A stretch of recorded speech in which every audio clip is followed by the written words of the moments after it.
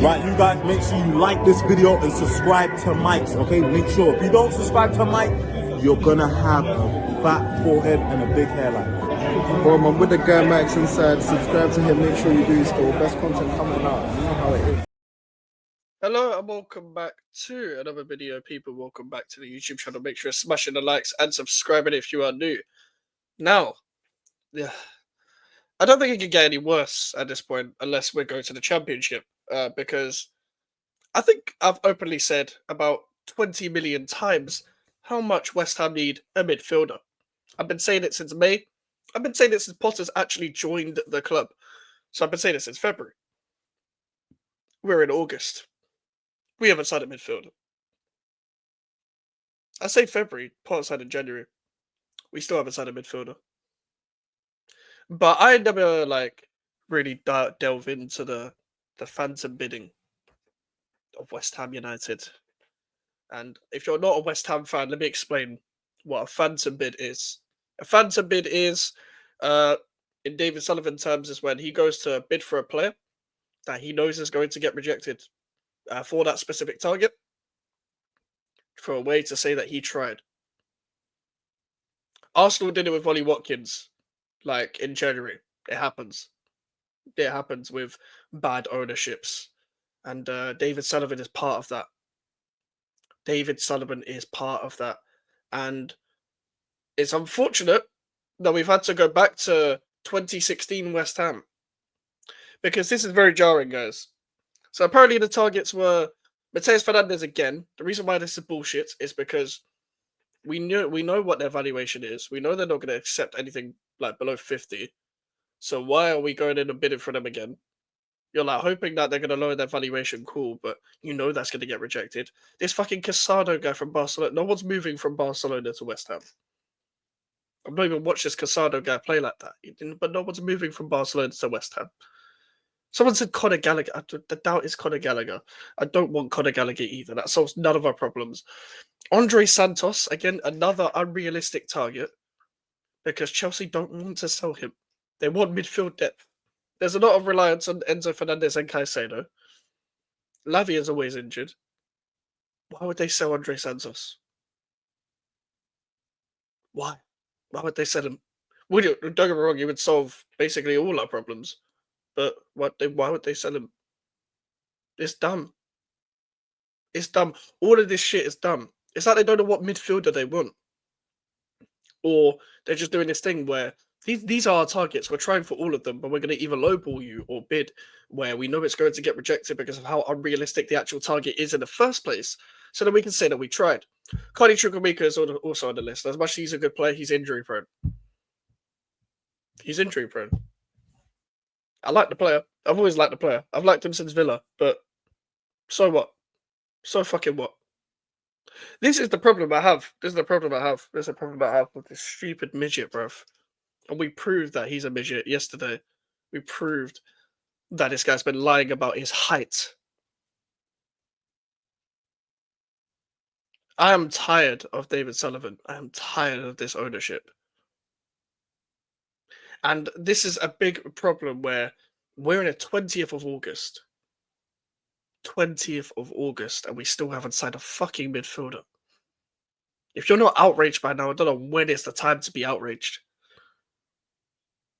If we go into a season with these midfield, I'm not even going to name them again because I've named them so many times. I was on 4 streams yesterday. So I'm kind of tired of talking about these midfielders, to be honest with you. But you know the midfielders I'm talking about by now. If we go into the season with these midfielders, it is long for us. It's long for us.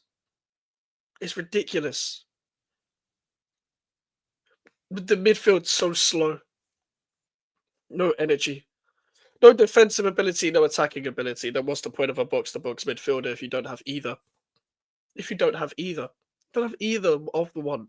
You can't go back to phantom bidding. There's a history of this. So basically, I remember when we were actually good and we were still doing the same tactics because this is David Sullivan we're talking about, which is why we are where we are right now, by the way, because of bad squad building and not capitalizing on where you were at your heights.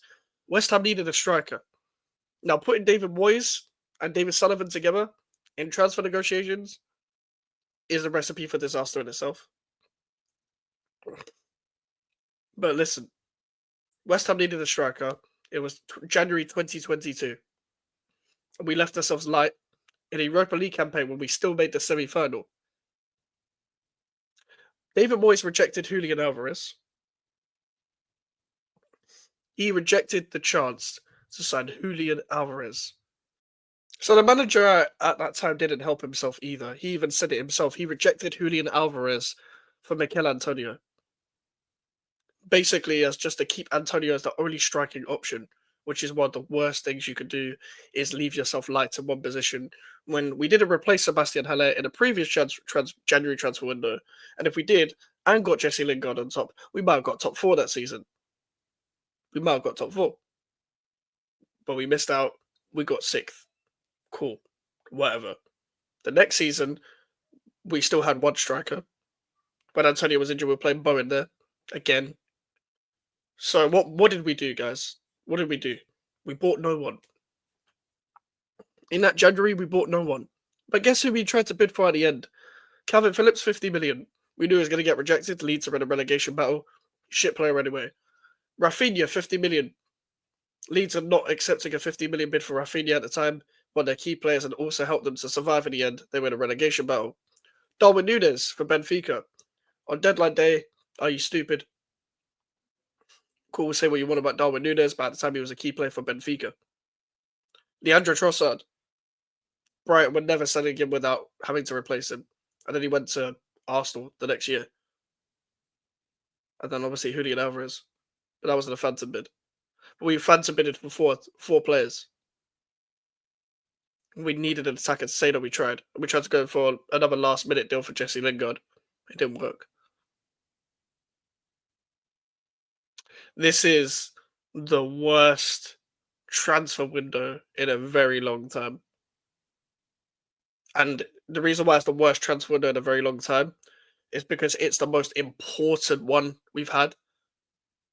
It's the most important one we've had in a few years now. I'd say it's the worst January transfer window since that January window where we signed no one, where we were actually good. Even last transfer window was fucking shit as well. We got Ferguson on loan and that was it. That was the only signing we made. This is terrible. This is terrible. And the manager's going to have to be the brunt of it. Is he the biggest problem about it? No. No, he's not. He's not. Doesn't mean I like what he's doing on the pitch. But there's no point me focusing on the manager right now. I'll be so wrong. The longer we get to relegation, the more I'm going to focus on the owners. We're in the bottom 3 right now. I know it's one game in. But I don't think we're going to get out of that. Not with Chelsea, Forest and Tottenham next. I think Potter could get sacked, but like, we don't sack managers. So these whole phantom bids for midfielders are getting ridiculous now. That's why I said we're going to get Josh Brownhill on a free. Another free signing. We made 2 of those already. The 2 permanent ones that we got on the fees were actually good. Different from Manson. I know a lot of people want to form their opinion on one game. I might have to make a video about that, about how ridiculous it is to form your opinion on one game. But this is what West Ham fans do, unfortunately. I'd actually like the Kyle Walker-Peters signing. I do. I think he'd be a better wing-back than Wan-Bissaka. I would tuck Wan-Bissaka in and maybe... Joy, because we don't have any wingers, I would tuck Wan-Bissaka in and put Walker-Peters right wing-back, to be honest with you. I would. Or put Scholes at left centre-back. For Ged. That's just my opinion. We're a mess right now. We're a fucking mess. Make sure to like the video, subscribe if you're new. Social medias are in the description if you want to follow me and the email for the inquiries. And yeah, we're going to be live tomorrow twice. There's no live today, but we're going to be live tomorrow twice for Chelsea previews with Melon and Prime. And live on Friday with Lewis and the match reaction, obviously after the game. So yeah, take care and peace, people.